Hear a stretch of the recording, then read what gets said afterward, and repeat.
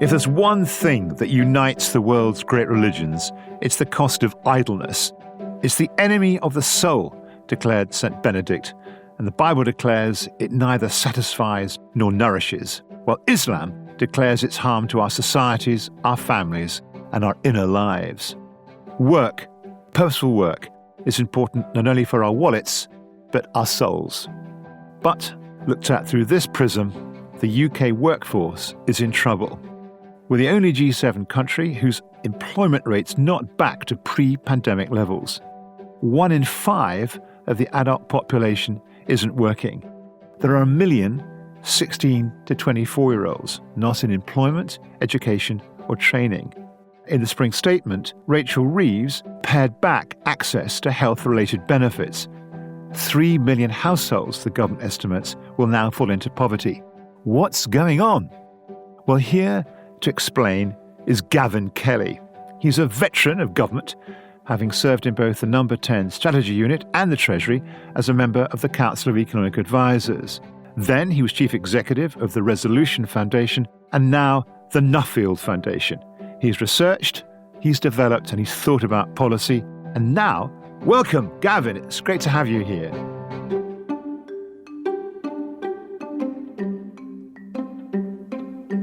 Welcome, Will. Tell me, when we invited you onto the We Society podcast, what did you think about the We Society? Right. I think the first reaction I had was Will Hutton did a lot of his formative thinking at a time when there was a strong debate about a certain person saying something along the lines of there is no such thing as society, there are individual men and women and families. So it took me back to that in some sort of way, because I guess it is foregrounding the social, the title of your podcast. It is kind of asserting that we're all part of a collective, and whatever took us on our individual journeys in life and whatever trajectory we've been on, we are all rooted in a collective and we are shaped by it in lots of different ways. And I mean that kind of morally, and that we all have, in my view, a strong responsibility to each other as citizens. And so we have to kind of have the concern of others at our heart. But it's also materially, what happens in society comes back to all of us as citizens and indeed as taxpayers. And we'll probably get into some of that today. So I guess the title of it chimed and resonated with me because it is the assertion of the social in all of our lives. And I think that's probably sort of how I think about a lot of social and economic issues and problems. So it feels like a good place to come to. You've been ploughing this furrow for... You're going to tell me how old I am? Well, certainly a good 30 years.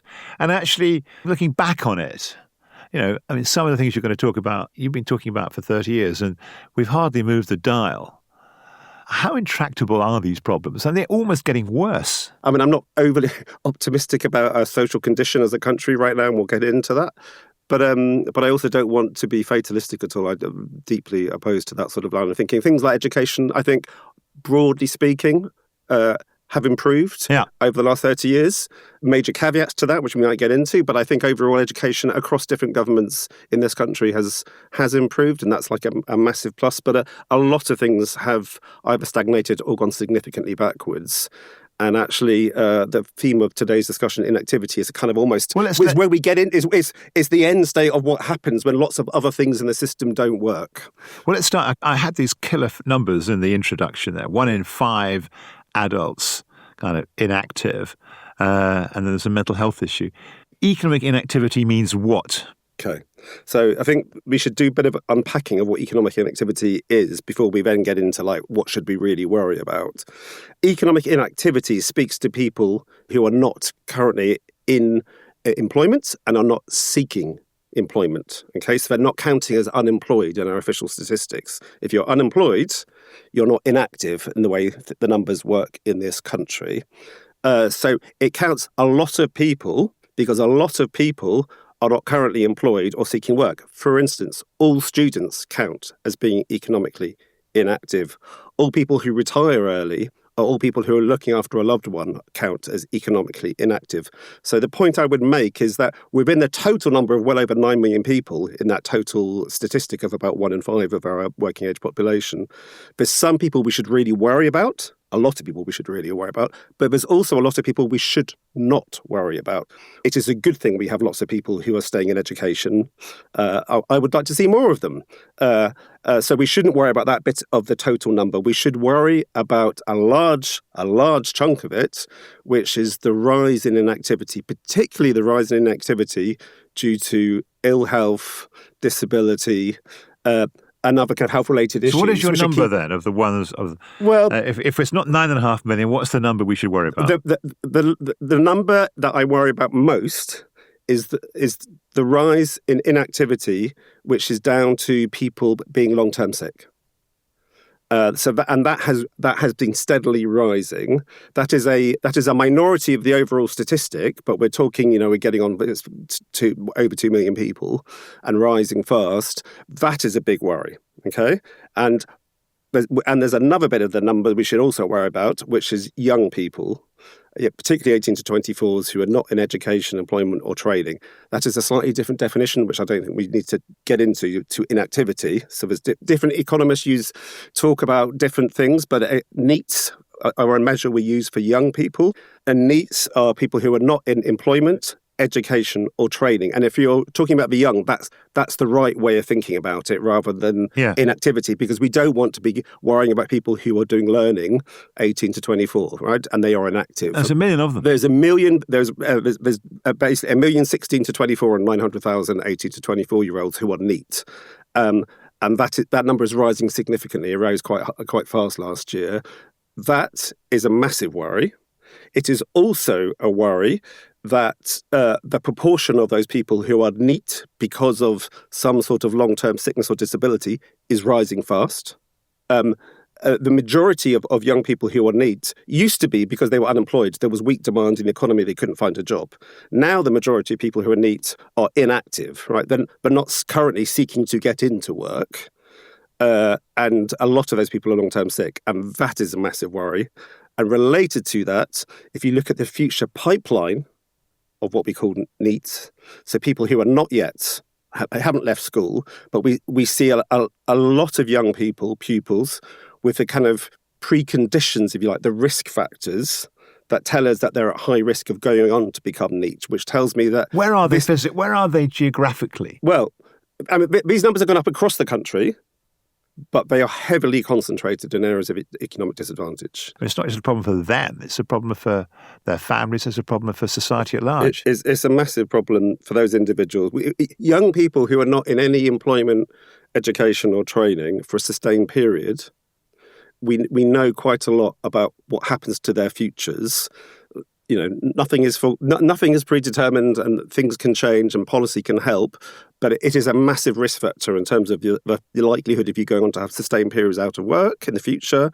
Your lifetime earnings are significantly predicted by having a prolonged period of being NEET. So these are massive issues for that individual, the massive issues for the family around that individual. They are massive issues for all of us. You may not be that interested in NEETs. NEETs are interested in you, right? Because it costs the country a fortune over a lifetime in terms of a lost economic opportunity experienced by that young person. So this is something we should be talking about. We're talking about a bit as a country. We should be talking about it so much more. This will be with us for decades to come, the costs of current failure if we don't deal with this properly.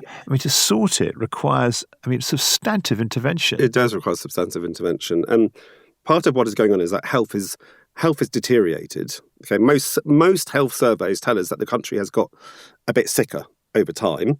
There's some debate about that, but I think most surveys tell us... I've got to pick you up on that. It's not... there's kind of inequality in health outcomes. It's the bottom...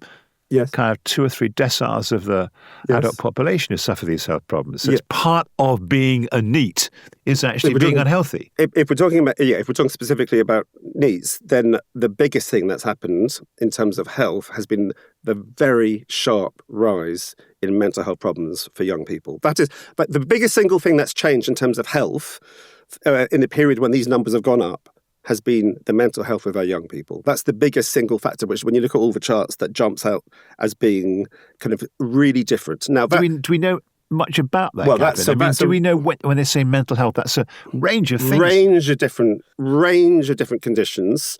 Generally kind of covered by anxiety and depression, which has many different levels of severity. But so there's a number of different conditions, and you can break them down and so on. But we've seen a general rise across the board in young people reporting significant mental health conditions. Now, that I think is real. There's a debate about how real that is. Listeners to this will be thinking two things. What a number! That's great. That's a problem. And then they'll be thinking, how real is it? Shouldn't they square their shoulders and get on with it like I did when I was 30 years ago? And all of that. No, I hear a lot of that. I think there is something real about the numbers. I think there is a higher likelihood of people reporting an underlying condition now compared to like 15, 20 years ago. I think part of it is a greater willingness to talk about things, which is a good thing.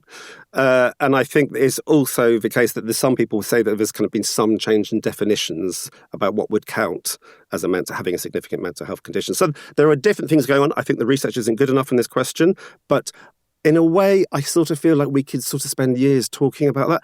We have a large body of young people who have got a poor state of mental health. Whether or not that's because they've got much worse, I think some of people mental health has got much worse, or it's because they're more willing to talk about it. It is a real problem today that we are living with, which is going to affect us for many years to come. I think we have to respond to it. So I think that's just one important thing to say. I was reflecting whether there's a kind of purpose crisis going on, whether there's as a national community, we're not sure what we're doing, where we're going as a country. And then in some of the kind of deprived, disadvantaged parts of the country, it becomes even more obvious that actually, they live in a country adrift.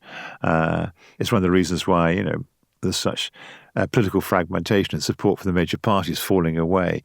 And that you're kind of 17, 18, 19 living in a disadvantaged part of Britain, and you're thinking, well. The austerity decade was very, very tough for the poorest local communities in terms of what happened to the nature of their local area, the provision of local services and so on. So I think a whole range of social and economic factors has intensified the problems experienced by the more disadvantaged parts of our country.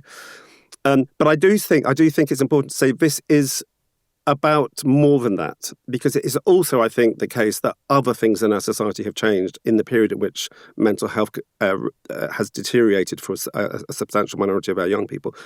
The trends started pre-COVID. COVID made everything we were going to talk about today, the pandemic, made worse in lots of different ways, and that is a big, big factor. But the trends in terms of mental health clearly started well before COVID. They started roughly at the beginning of the 2010s. And there's a big debate about exactly what drove that. There's as people will know, there's a very live debate about the role of social media in that, which I think sometimes can be simplistic and crass, but I don't think there's much doubt that it's had some role in actually increasing mental health challenges. Whether we can lay all the blame at that door, I think so. What can be done? I've got to really kind of get the kind of Kelly recipe for action. So it's a good thing, first of all, there is a government talking about an 18 to 21-year-old guarantee. And that's positive. And that's not been fully fleshed out yet, so we don't know exactly what that means. I think the scale of intervention needed to address the issue we're talking about in terms of the condition of a large minority of our young people, getting on for 1 in 6 of our young people are currently needs in this country, the scale of intervention that we need to put that right, I think needs to be of an order of magnitude larger than is being currently discussed. What does that mean? I think it means we're going to need a generation of employment support programs to get young people closer to the labour market, the young people that we're talking about closer to the labour market. They're not suddenly going to be walking in to really, really good jobs. It's going to take a process of engagement in the world of work. That's going to need employers to play ball with that, and that is going to take a lot of work by the government. I think we need to completely transform how we think about things like apprenticeships for young people. It is a complete disgrace that the number of young people undertaking apprenticeships has fallen so sharply over the last decade and more. We are positively redistributing economic opportunity in the form of things like apprenticeship from the young people who need it most towards older workers. And it just is mind-boggling when you look at the condition of the country and you kind of think that is what we have been doing. We have been limiting opportunity for the people who most need it. And this has been going on for quite some time, and redistributing the opportunity for older workers who want to get. No, there's nothing wrong. I mean, it's a good thing that older workers want to get advanced apprenticeships. But looking at the state of our nation today, that is not the number one priority, and we have to be much more aggressive in prioritisation for young people to get a foot in the door of our labour market. This is the young people who have not gone down the academic track. They're not part of the roughly half of the young cohort who are going to go on to university. And we just have not taken that seriously. And people have said this for an awful long time, but we're going in the wrong direction. This season of the We Society is brought to you in association with the Nuffield Foundation. For more than 80 years, the Nuffield Foundation has funded research and innovations that sit at the heart of some of society's biggest challenges. Evidence has the power to change lives, whether it's improving educational outcomes, reducing inequality, or understanding how society is changing. The Nuffield Foundation's work helps policymakers and practitioners tackle complex problems. To find out more about the Foundation and its research centres, visit nuffieldfoundation.org. It's one of the most disquieting and upsetting elements of class in Britain, in that, the sons and daughters of the middle class have the university route. It's uncapped. If they want to borrow the money, they can go to university. There's no limit to the number of places. But if you're a NEET, the availability of apprentices, the availability of training, the availability of courses at FE colleges is capped. It's capped. Yeah. We don't have what's called a demand-led system. Yeah. As you rightly say. So we ration the places. And we haven't been increasing the amounts per pupil, if you like, in FE in the same way that we have for pupils in the school system for quite a long time. So, there's many elements to that. So there's an educational bit in terms of FE education. There's pre-16. There's, some of the kids we're talking about have become increasingly disengaged from school before they're 16. As I say, overall educational standards have been rising. We actually perform quite well compared to many of our peers in terms of the international test results at age 15. But a subset of the kids who are most at risk of ending up in this category are disengaging well before that. And I think there's a really big question about how we engage children at age 14 and 15 to actually keep them engaged. And we haven't taken that seriously as a country. I don't think that costs money. You need alternative forms of provision. They might be wanting to spend some time out of the classroom, out of school. That needs organisation. That has not been a priority. So I think that is an issue. The point I would sort of make in terms of really kind of getting to grips with how we're going to try and respond to the size of a challenge we've got is that this feels different to previous efforts where we've had to kind of deal with a version of NEETs in previous generations. So I was around in the late 90s. I was around at the time of the global financial crisis when there was a big demand shock. And we were really worried about opportunities for young people at that time. And we created something called the Future Jobs Fund, which was an employment support program. We subsidised employers which to did take very on well, by the way. Which was a good program. And I think we can learn from that. That was a successful program. I think we can learn from things like that. But I think it's going to have to be different because this is not a kind of short-term acute crisis. This is a chronic crisis. This is young people who have got a health issue, many of them, who are going to need different types of support as well as alongside employment opportunities. So we're going to have to sort of tailor a package for this generation, which is going to feel different to the packages that governments have come up with in the past. And I think, therefore, we haven't got something on the shelf for this. We've got bits and pieces of it we can learn from, but we're going to have to try at scale and at pace employment support programs, particularly in disadvantaged areas, that both get people into the world of work, even for a temporary period, alongside giving those people the emotional support, the health support that they need for that to feel viable for them. Who are their champions? Yeah, no, we're not talking nearly enough about it. We really aren't. And the thing I would say is, well, first of all, because and this is a kind of post COVID issue to some degree, but because of what's happened to things like, the rise of absenteeism in school and the kind of very sharp rise in things like special educational needs and disability amongst pupils, I worry that we can already see the next rise, if you like, in NEETs in terms of the cohort who are currently, 13, 14, 15 in school. So we really need to be trying to prevent that through intervening in school to stop, if you like, to weaken the pipeline of this problem. But we also need to kind of accept that we're going to have to put in place, programs which are going to support people through their 20s. We've seen this really, quite sharp rise in people who are reaching 25, having never been employed at any stage by the time they're 25. And that, if you haven't worked at all by the time you're 25, that is a real worry in terms of your future prospects. So literally the most expensive thing we could do as a country is to pretend this isn't a big issue, because we will be paying the price for this collectively for decades to come if we fall short now. But we haven't discussed the people older than 24. I mean, it's not exactly kind of, peaches and cream there either. No, well, we have lots of challenges. I mean, I think it's also important to take a step back in a way and tell ourselves, in terms of overall employment levels as an economy, we have generally been quite high compared to a lot of our European peers. So we are quite a high employment society in this country, and that is a good thing, and that has generally risen over time. So we've got we've got stuff to work with there. It is, but what is revealing is that for one of the highest employment societies in Europe, we are one of the lowest when it comes to the employment rates of people with significant health or disabilities. Right. Yeah. And that just really stands out when you look at this. High employment society, but actually one of the lowest performers when it comes to people with significant health impairments or disability. Now, lots of people with health impairments and disabilities do work, so let's be absolutely clear about that. But we perform poorly, and there's a real gap. And I think that tells us, so that's a flashing kind of red light, if you like, on your screen, saying something is not right in our country on that front. And there's many different issues there, but we are very, very bad at preventing people leaving our workforce. So we spend a lot of money. We have been spending increasingly large sums of money on benefits for people who have got significant health conditions. Health-related benefit spending has really accelerated. It's gone up by about 50% over the last 5 years. It's expected to go up by about 100% over a decade. That is a large increase.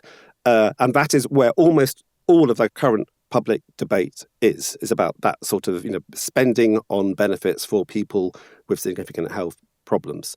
We should be spending most of our time talking about how do we as a country make it possible for you to stay in work and lead a decent working life whilst you have significant health conditions. And that requires significant change from employers. It also requires changes in our social security system, in my view. It requires changes about how we think about retirement, because many people are going to be working older for longer. And we can get into what some of those changes might be. But it's a really large-scale shift in multiple areas of our public life that we are just not focusing on. And I think if we want to age better as a society, we're going to have to talk about this issue too. So there's a young people crisis here and now, but there's also just a long-term, slower kind of burn issue of how do we make it a better country to work in and get older whilst you have health conditions. Because we know, the Health Foundation's done lots of work on this, that there's about 3.7 million people that we expect to be working age with significant health conditions by the time we get to 2040. That's a very large increase on today. Now, let's just unpack this. Do we need a better public health because the NHS to kind of reorientate itself around prevention? Is it about the structure of welfare benefits, and that actually kind of because they have been, there are those who argue this, and there is data which supports it, that actually that inevitably the people can move towards the more generous benefits. There's been a bit of that. There's been, the phenomena that you described for young people also applying to people kind of as they grow older, that actually there's a genuine health crisis, mental health crisis. Where now, Unpack all that for us. Yeah. Well, let's just take a few different aspects of this. So one thing is that we have... And also think about Chancellor Rachel Reeves and the controversial spring statement. Yeah. Health-related welfare benefit cuts. Yeah.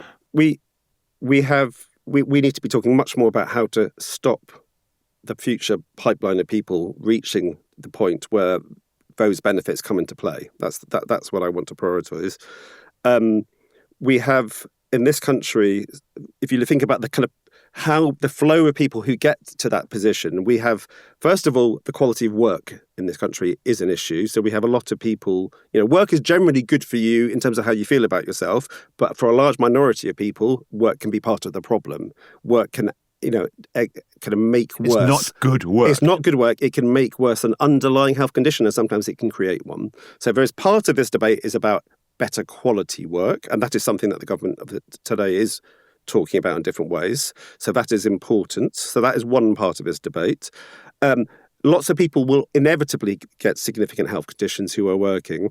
And a large focus needs to be on the kind of flow of people who could stay in work if there was an adjustment made in their working lives and in their workplaces, but that doesn't happen. So we need to be much more sensitive to that, and we have to create incentives for employers to worry about that.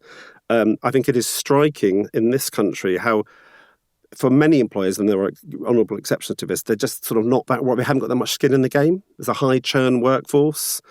You're not going to spend a lot of money keeping your workers healthy, fit, because it will be cheaper for you to replace them with someone else.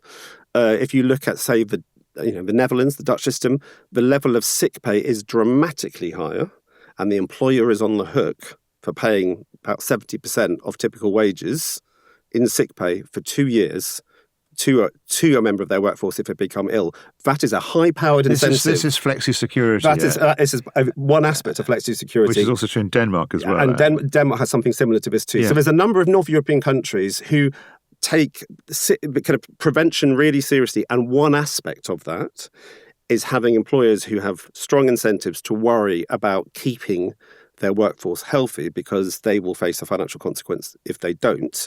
Now, we have literally nothing like that in this country. We're starting miles back. Sick pay is kind of incredibly low in this country, and it's very hard to survive on it.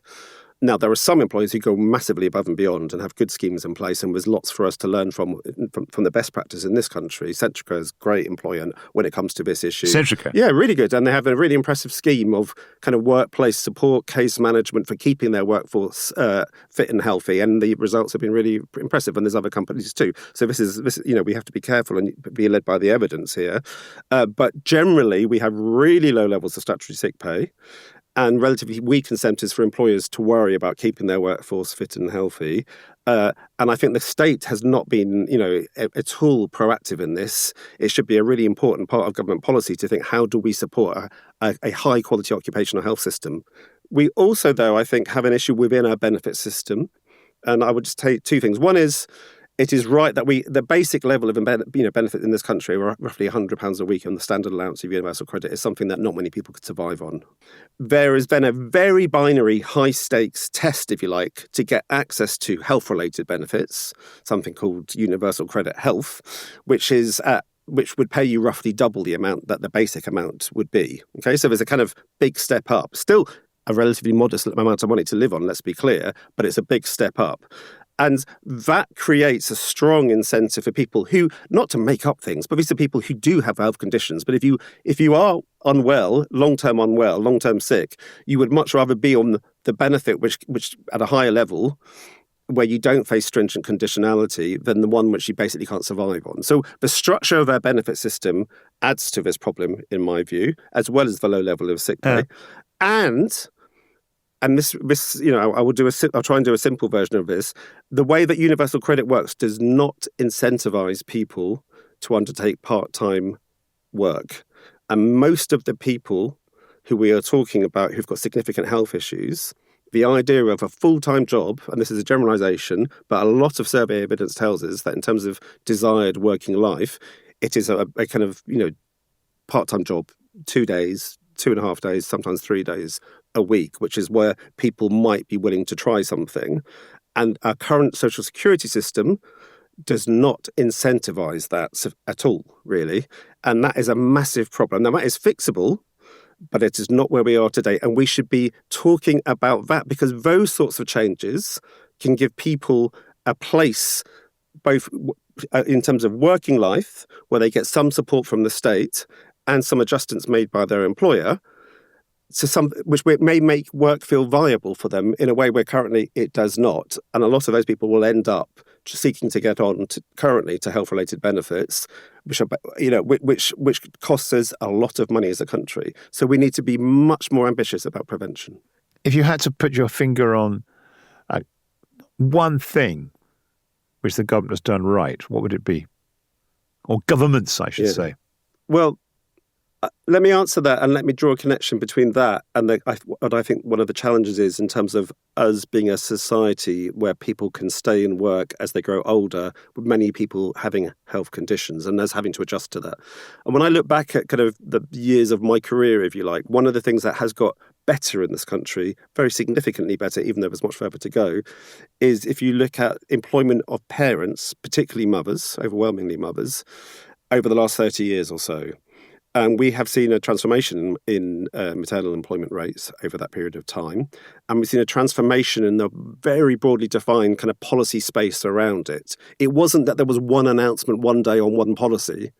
We had multiple changes and improvements in kind of legislation concerning kind of maternity pay and returning to work rights.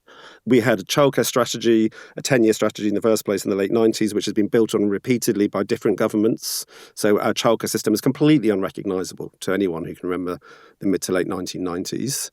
And we've seen social change in terms of just how we think about the issue. Like, the 1990s feels like a different country in terms of many employers' assumptions about the role of women post-childcare in their workforce.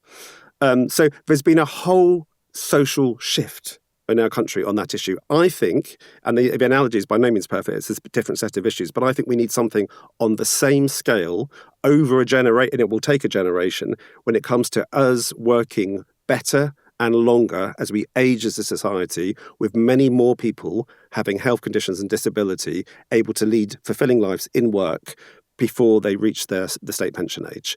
And that isn't going to be one policy announcement. It's going to be changes in how employers think about this workforce, very significant changes. It's going to be changes in how we think about sick pay. It's going to be changes in universal credit to enable that. It's going to require changes in the rules about when you take your personal pension and can you draw on your personal pension while you're getting some universal credit. It's going to change. It's going to require multiple long-term policy change, which needs to be kind of coherent and brought together. I feel like that is a long-term project which would make us age more gracefully, if you like, as a country, which we are not currently on a course to do. Gosh, well, what a discussion. Thank you, Gavin. I mean, you have a big agenda, Mr. Kelly. Big agenda, and the very best of luck. Thank you, Will. A big agenda for all of us, I think. But thank you very much. Thank you. Thank you so much for listening. The We Society is brought to you by the Academy of Social Sciences in association with the Nuffield Foundation and Leverhulme Trust. I'm Will Hutton. The producer is Emily Finch, and it's a Whistledown production. If you haven't already, please subscribe to the podcast, leave a comment, share with your colleagues and friends. And thank you so much for listening.